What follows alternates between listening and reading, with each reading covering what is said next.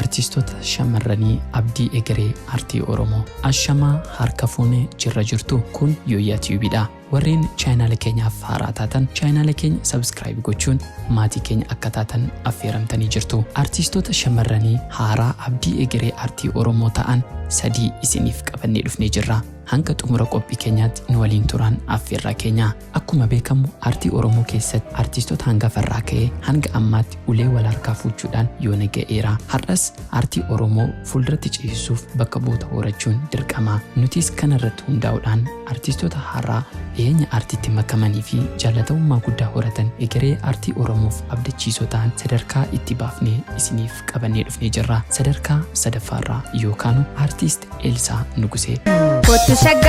Kottu shaggar shallalaa follee nejersa gorobullaa. Artist Elsaa Nuguseen gara artiitti kan makamte dhiyeenya ta'us jaalala guddaa fi nama dhageettii guddaa horachuu dandeessedha. Artist Elsaa Nuguseen hojiiwwan aadaa taphachuudhaan kanneen keessaas Tuulamarraa ni daandii walloo gahee kan keerra baasa. Gaagura koo dhiyeenya kanammoo Kottu shaggar jedhuun uummata biraa jaalatamummaa guddaa horachuu dandeessee jirti. Artist Elsaa Nuguseen hojiiwwan ishee ilaallee cimina sagalee ishee waliin wal madaalchifnee sadarkaa sadaffaa kennineefii jirra.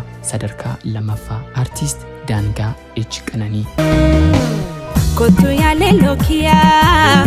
Artist Daangaan gara artiitti kan makamte dhiyeenya ta'us jaalala guddaa fi nama dhageettii guddaa argachuu dandeessedha. Artist Daangaan intala Ilfinesh Qannoo obboleettii Hawwii ta'uunshiis ni beekama. Artistiin kun faana haadha isheetii fi obboleettii ishii hordofuun artiitti makamtee jirti. Artist Daangaan hojiiwwan aadaa qoree suuqqattee fi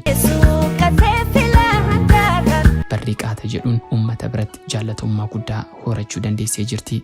Maali ansi jalaa miidhame. Nutis hojiiwwan ishee ilaallee cimina sagalee ishee waliin wal madaalchifnee sadarkaa lamaffaa kennineefii jirra. Sadarkaa tokkoffaa artist Magartuu Warqinaa.